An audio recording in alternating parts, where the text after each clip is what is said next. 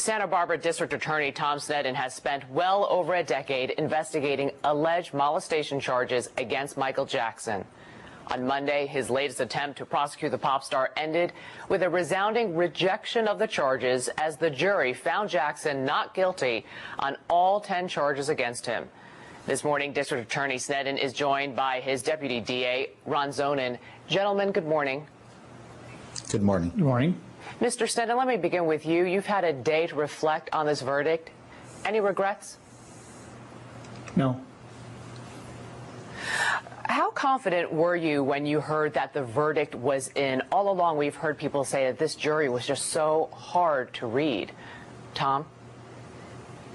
Well, I've been a trial lawyer all my life, and everybody knows you never try to guess what a jury is trying to do. So to say that you're confident about a jury's verdict in any case, whether it be a simple DUI or a murder case, you'd be a fool. But we felt that we did a very good job, that we put on a persuasive case, one with credibility, and we still feel that way. So obviously we're disappointed by the outcome, but that's why we have a jury to make those decisions.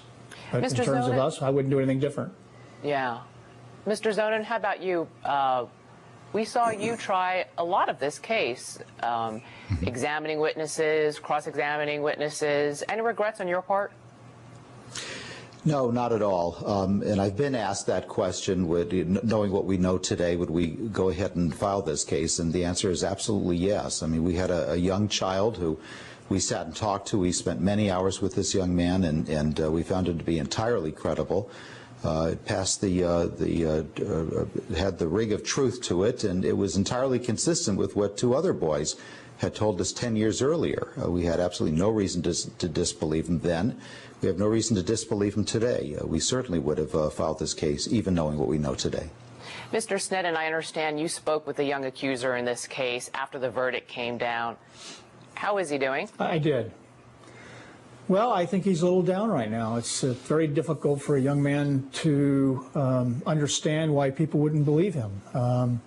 If you saw the video that we played to the jury during his disclosure, you would have some idea of how traumatic it was for him to finally disclose to somebody and then now have somebody tell him that they don't believe him. And you know, he is only 15 years old, and he took a lot of persuasion to get him to come forward and to disclose, and it was a very difficult and emotional thing for him.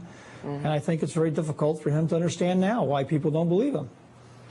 Court watchers have said that as the verdicts were read, they saw the color drain from your face, both for you, Mr. Sneddon, and you, Mr. Zonen. What were you feeling when you heard not guilty over and over again?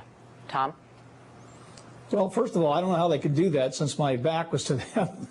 And I was asked yesterday about somebody saying I buried my face in my hands. That's just simply not true. I had the file in front of me, and I was writing down the verdicts as they came in. And obviously, we were disappointed. But I would say that's a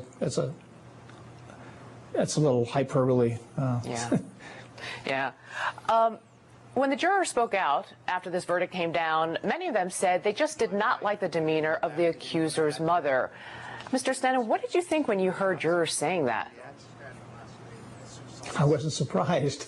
Ron, you know, he handled on the stand when, you know, we knew this was a woman who was in a domestic violence relationship for over 16 years and had a lot of the scars and things that we see in our business all the time from people who have had that kind of relationship and that kind of abuse.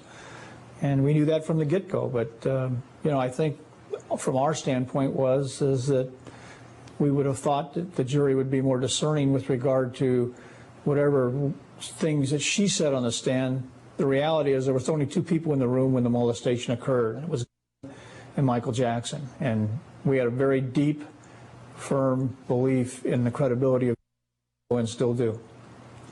Tom Sneddon, Ron Zonen, we thank you. Thank you.